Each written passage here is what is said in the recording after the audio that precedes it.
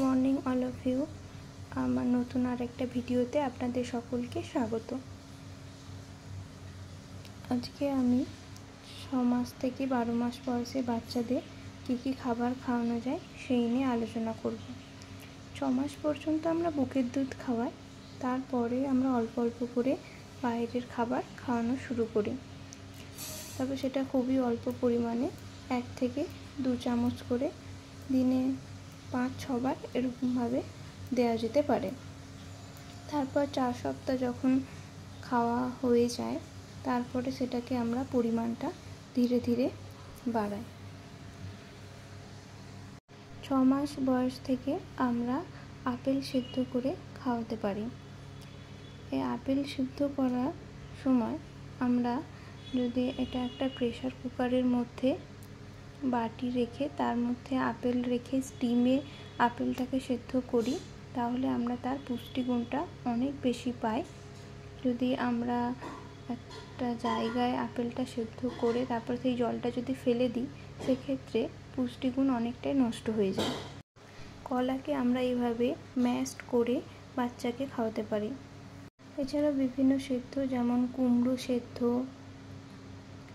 রাঙা আলু সেদ্ধ, পেঁপে সেদ্ধ, সেদ্ধ আলু, চাল ডালের সঙ্গে বিভিন্ন সবজি মিশিয়ে সেদ্ধ করে তারপরে বিভিন্ন সবজি দিয়ে একটা ভেজিটেবল স্যুপ বানিয়েও আমরা বাচ্চাদেরকে খাওয়াতে পারি।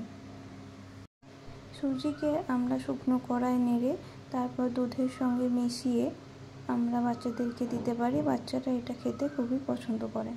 বিভিন্ন ধরনের ফলের রস, যেমন বেদানা, কমলা লেবু, মৌসুমি লেবু রস এই সময় বাচ্চাদেরকে দেওয়া যেতে পারে।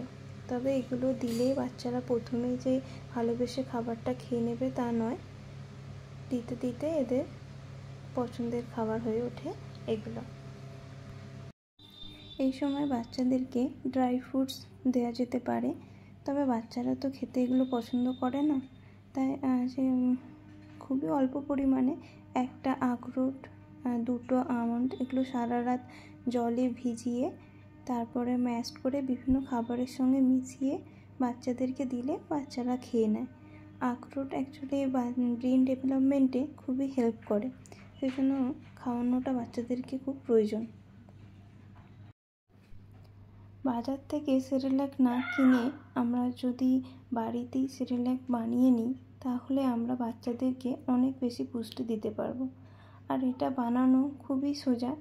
আমরা এখানে দেখতেই পাচ্ছি যে এখানে চাল লেগেছে আর 4 ধরনের ডাল আর আমন্ড। এগুলো প্রথমে আমরা ভালো করে ধুয়ে তারপর শুকিয়ে নেব। তারপর শুকনো কড়ায় কিছুক্ষণ নেড়ে তারপর মিক্সচার মেশিনে গ্রাইন্ড করে নিলেই আমরা একটা পাউডার তৈরি করে ফেলতে পারবো। আর সেটা আমরা 7 দিন পর্যন্ত প্রিজার্ভ করে রাখতে পারবো, আর সময় মতো বাচ্চাদেরকে খাইয়েও দিতে পারবো। মুড়িকে গুঁড়ো করে তারপর সেটাকে আমরা দুধের সঙ্গে মিশিয়ে বাচ্চাদেরকে খাওয়াতে পারি, যেটা বাচ্চারা খেতে পছন্দই করে। আরও এক ধরনের সেরেল্যাক বানিয়ে আমরা বাড়িতে রাখতে পারি। এটা হলো মাখানা, যেটা আমরা সহজেই এখন বাজার থেকে পেয়ে যেতে পারি। এটাকে প্রথমে বাটার দিয়ে একটু ড্রাই রোস্ট করে নিতে হয়, তারপরে মিক্সচার গ্রাইন্ডে গ্রাইন্ড করে পাউডার ফর্মে তৈরি করা যায়, আর তারপর সেটা দুধের সঙ্গে মিশিয়ে আমরা বাচ্চাদেরকে খাওয়াতে পারি।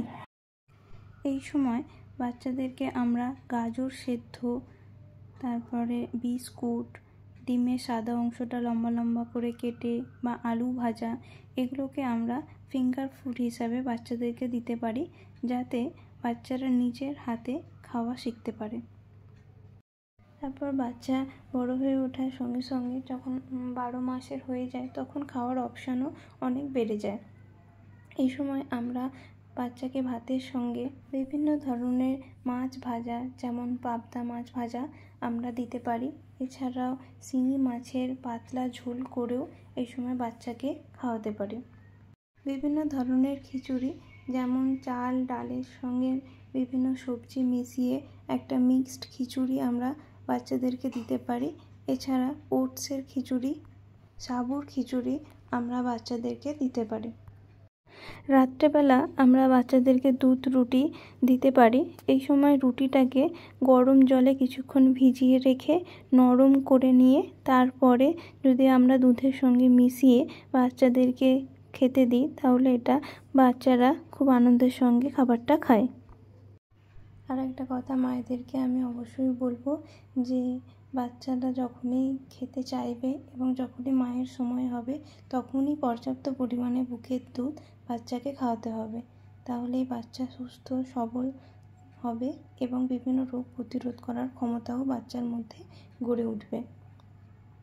আশা করি ভিডিওটা আপনাদের ভালো লাগবে। ভিডিওটা আমি আজকে এখানেই শেষ করলাম। নমস্কার, ভালো থাকবেন, সবাইকে ভালো রাখবেন।